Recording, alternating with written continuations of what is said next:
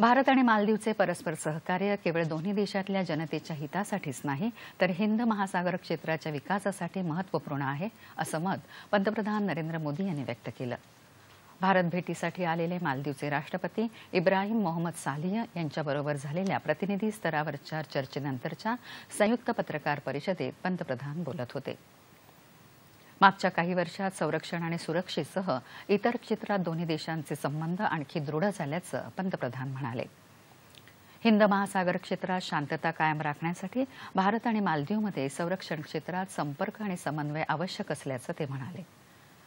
पायाभूत सुविधांच्या विकासासाठी मालदीवला $100 कोटी अतिरिक्त लाईन ऑफ क्रेडिट देणार असल्याचं त्यांनी सांगितलं. पिछले कुछ वर्षों में भारत और मालदीव के मित्रतापूर्ण संबंधों में नया जोश आया है. हमने $100 मिलियन की अतिरिक्त लाइन ऑफ क्रेडिट देने का निर्णय भी किया है, ताकि सभी प्रोजेक्ट्स समयबद्ध तरीके से पूरे हो सके.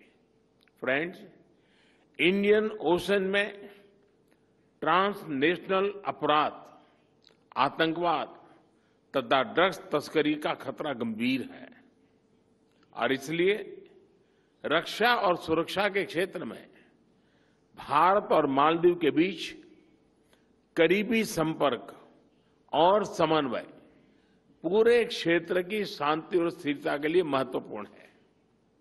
इन सभी साझा चुनौतियों के खिलाफ हमने अपना सहयोग बढ़ाया है. भारत आणि मालदीवचे संबंध केवळ मुत्सद्देगिरीपुरते मर्यादित नसून समान संस्कृती आणि मूल्यांद्वारे दोन्ही देश जोडलेले आहेत, असं मालदीवचे राष्ट्रपती इब्राहिम मोहम्मद सालिह या पत्रकार परिषदेत म्हणाले. कोरोनामुळे ढासळलेली मालदीवची अर्थव्यवस्था, जीवनावश्यक वस्तू, वैद्यकीय मदत आणि कोविशिल्ड लसीच्या रूपात भारतानं केलेल्या मदतीमुळे सावरत आहे, असंही ते म्हणाले. 2030 पर्यंत शून्य कार्बन उत्सर्जनाचं उद्दिष्ट गाठण्यासाठी करत असलेल्या सहकार्याबद्दल त्यांनी भारताचे आभार मानले. या भेटीदरम्यान दोन्ही नेत्यांनी अनेक द्विपक्षीय, क्षेत्रीय आणि आंतरराष्ट्रीय मुद्द्यांवर चर्चा केली. या नेत्यांच्या उपस्थितीत अनेक सामंजस्य करारावर स्वाक्षऱ्या करण्यात आल्या.